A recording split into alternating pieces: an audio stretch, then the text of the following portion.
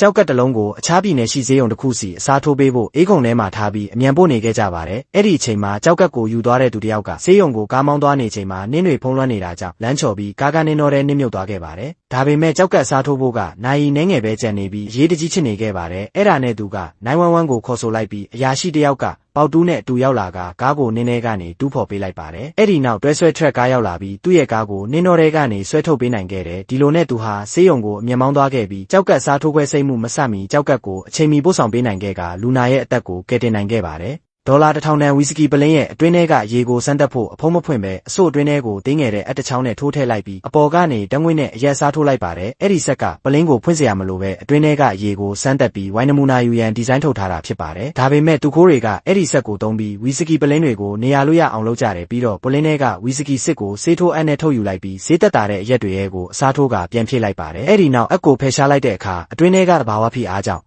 အပေါက်ကပိတ်သွားခဲ့ပါတယ်။ဒီလိုနဲ့ဝီစကီပလင်းတစ်လို့ထင်ရအောင်သူခိုးတွေကပြန်ရောင်းချခဲ့ပြီးဝီစကီစစ်ကိုတော့သူတို့အတွက်တင်ထားခဲ့ကြတာဖြစ်ပါတယ်။